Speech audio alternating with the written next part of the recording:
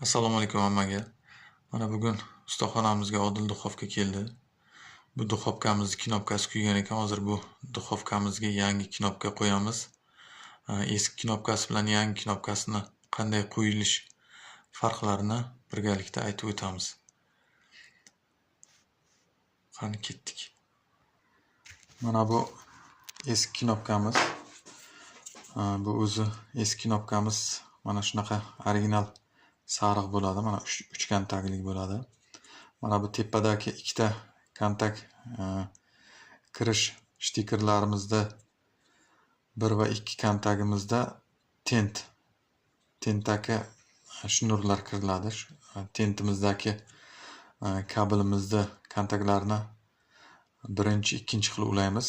Misol uchun mana bu birinchi turgani mana shu holatda. Bu o'ng tarafdagisi pastki tentniki, chap tarafdagisi tepa tentniki hisoblanadi. Bu mana pastdagi bitta kontaktimiz, pastki stikerimiz kiradigan kontaktimiz.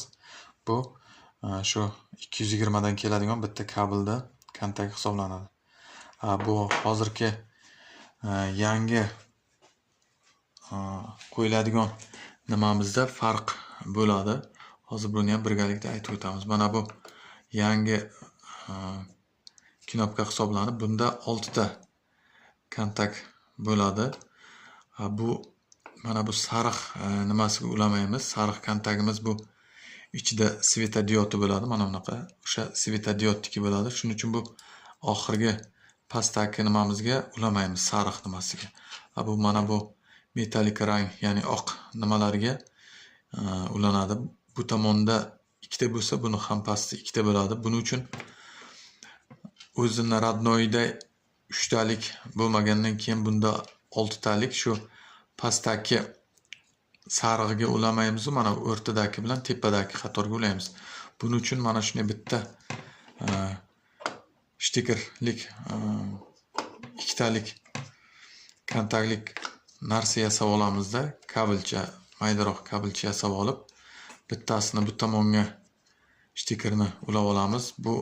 Bundan keladigan nimamiz mana rozetkadan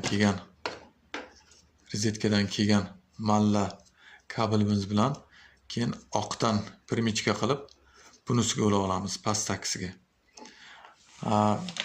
Mana bu duxovkamizga o'zi pirmichka qilingan zavodga, mana bittalik. Bunda esa ikkita alohida o'rtada mana plastmassa devori bor.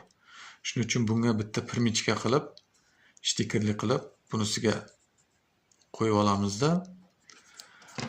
Bunisini o'sha rozetkadan keladigan nimaga ulab olamiz. O'zi tentdan keladigan stikerlarimiz mana shunday ikkitalik bo'ladi. Mana bu tomonda ham mana ikkitalik bo'ladi. Bu bittasi tentniki bo'lsa, bittasi svetodiodniki. Mana bu svetodiodlarni yoqadigan. Mana pastdagi svetodiodlarni yoqadigan. Shuni hozir birgalikda yangi knopkamizni joyiga o'rnatamiz. Mana hozir ulab oldik. Mana e'tibor bersalaringiz, sariq rangdagi stikerlariga ulaganimiz yo'q. Mana 2 tadan 4 ta stikerga ulab oldik. Bu misol uchun mana bu tepa qismi 2 ta tent bo'lsa, mana tentimizniki o'z bilinadi, 2 talik sim bo'ladi mana. Mana bunimiz rozetkadan kelgan. Buni faqat pirmichka qilib oldikda, bu nimadan mana bu tomondagi nimaga, xuddi mana bu eski o'zimizda eski knopkamizda bu kontaktga ham qo'shdik. Bu kontaktimizda o'rtasida devor yo'q. Shuning uchun bu общий bitta kontakt ikkita knopkaga o'tgan. Buni esa mana shu bitta kabeldan ikkinchi kabelga pirmichka qilib oldik. Hozir buni o'rnatib ishlatib ko'ramiz. Hozir knopkamizni o'rnatib oldik. Endi yoqib ko'ramiz.